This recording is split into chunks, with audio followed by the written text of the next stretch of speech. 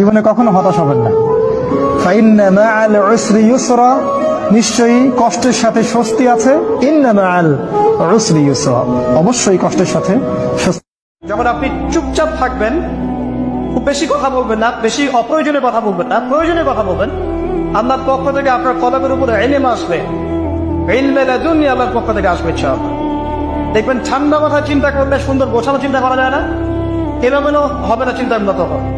এবং যদি আমরা বেশি ব্যস্ত থাকি, বেশি কথা বলি, তখন কিন্তু চিন্তাগুলো এলোমেলো হয়ে যায়। মানুষ যদি দুটা গালি দেয়, চুপ করে থাকে, ও তার আমল নামা নিয়ে আল্লাহর সামনে দাঁড়াবে, আর কিয়ামতের মাঠে বহু নেকি ফ্রি ফ্রি পাওয়া যাবে।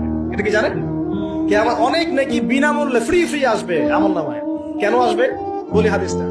নবী সাল্লাল্লাহু আলাইহি ওয়াসাল্লাম বলেছেন, তোমরা কি জানো সবচেয়ে বড় মিসকিনকে, দরিদ্র মানুষকে, মিসকিনকে? সাহাবীরা বলছেন, আমরা তো মনে করি যার সম্পদ কম সেই মিসকিন।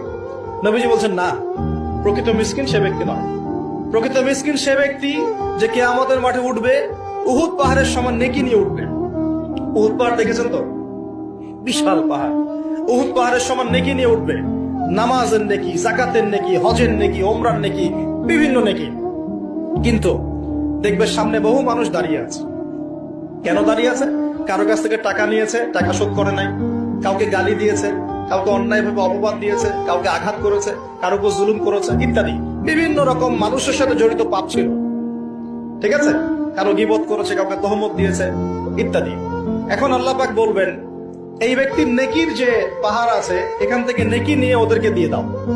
বলেন নাউজুবিল্লাহ।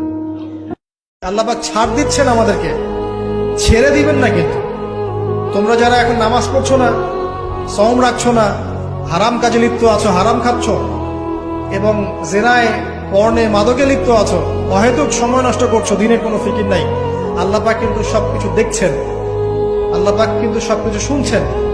আল্লাহ রাব্বুল আলামিন সুযোগ দিচ্ছেন, সময় দিচ্ছেন, তাই বলে কিন্তু আল্লাহ পাক ছেড়ে দিবেন না। আল্লাহ রাব্বুল আলামিন কিন্তু পুঙ্খানুপুঙ্খ হিসাব নেবেন। এটাই বলছেন, ইন্না বাতশা রাব্বিকা লাশাদীদ, আল্লাহ পাকের শাস্তি কিন্তু বড়ই